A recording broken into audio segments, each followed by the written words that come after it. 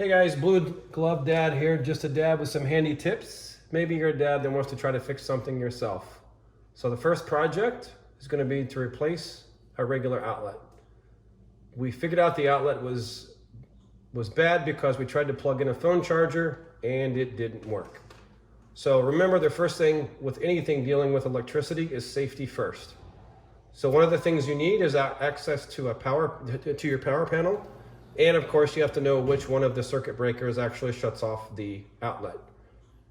The other thing that you're going to need for tools is a flat and cross-tip screwdriver, which I have both here, a wire stripper, needle nose pliers, a flashlight, may or may not be necessary, and a multimeter, of course, to test everything.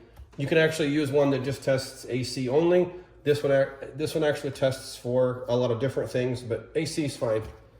Of course, you need the new outlet, which is actually less than $1 at any big box store.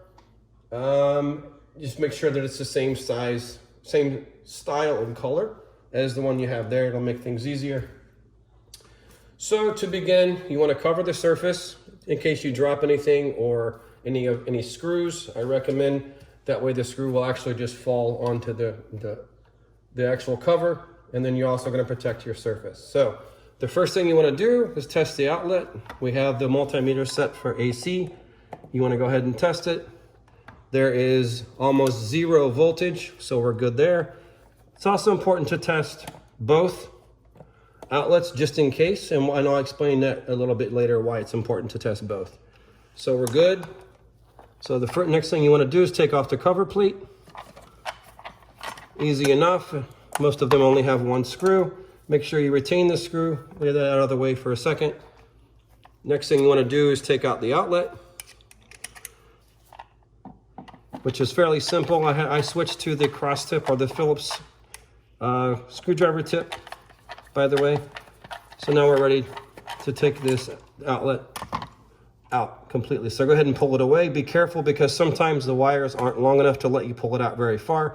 But you'll notice that there is wires connected here, one on each side. One black, one white. The important thing I mentioned earlier about testing both outlets, you'll notice here that there's a bridge that connects the two screws here. What that does is it provides power to both outlets. In some situations like bedrooms, for example, one outlet is controlled by the switch. Another outlet is always has power. This bridge makes each outlet have power all the time. So that's important to know as well. So we've already tested all the power. It doesn't hurt to test one more time to make sure that there's no power coming in here, because like I mentioned before, the outlet is bad. So I want to make sure that there's no electricity on the wires. Okay, so we're safe. So you want to go ahead, remove the wires from the defective outlet. Now you don't have to take the screw completely out, and it is important to maintain the little bend in the wire if you possibly can. So you want to go ahead and take each one of these off. Kind of keep them handy for yourself. And you want to do the other side. This one also has the ground connected, which is a good idea. But the same idea on this side as well. Take this one off. Get those wires out of the way. Let me loosen this one a little more, just to be safe. And that one's off too. Now you want to get rid of the ground, and then the outlet will be free.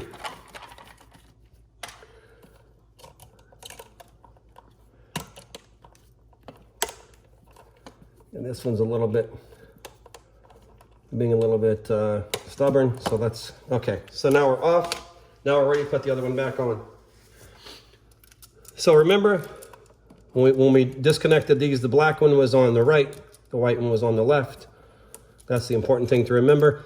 Now, one of the reasons why I said to retain the bend in the wire is because it's easier to put it back on the new screw. One thing I do recommend is the bend in the wire should wrap around the bolt on the outlet in such a way that it actually, you tighten the bolt with the bend in the wire.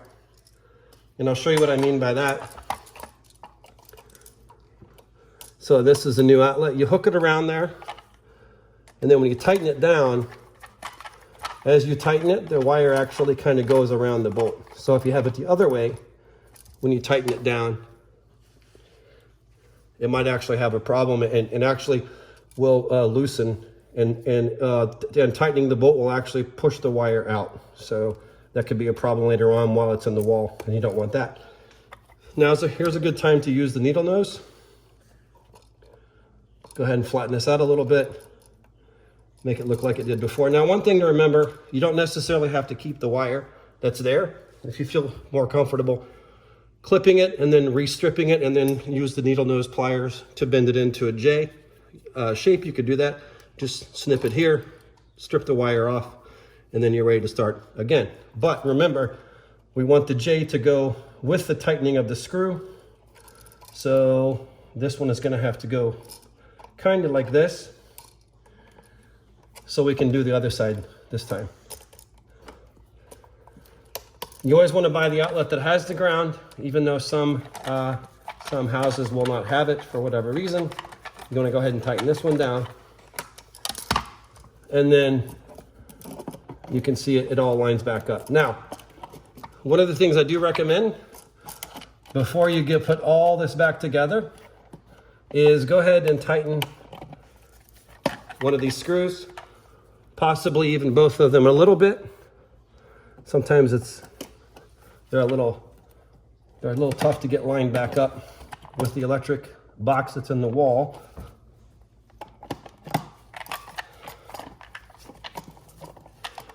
But what I was going to say is you want to go ahead, leave it kind of like that. Go ahead and then turn your power back on your circuit breaker, and then go ahead and test it.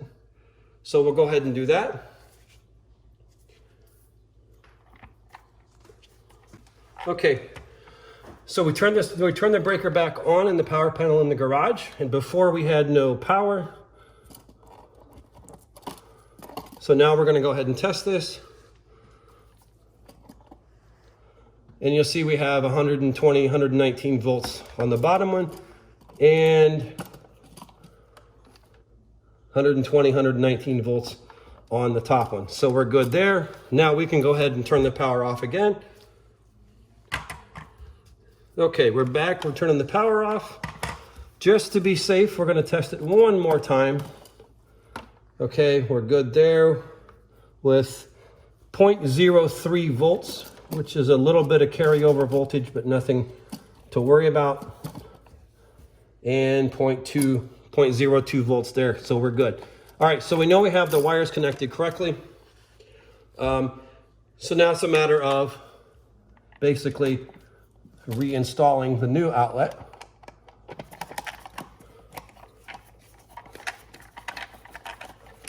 Just a matter of tightening everything down.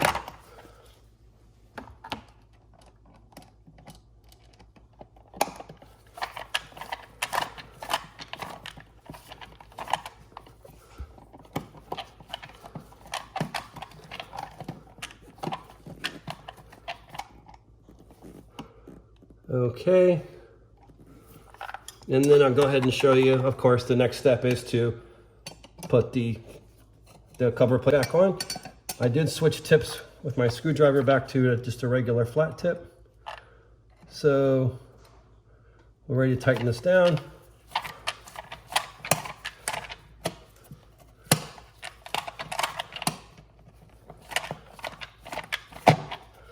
Okay, and the last step is to turn the circuit breaker back on because we had it off for safety to install the cover plate.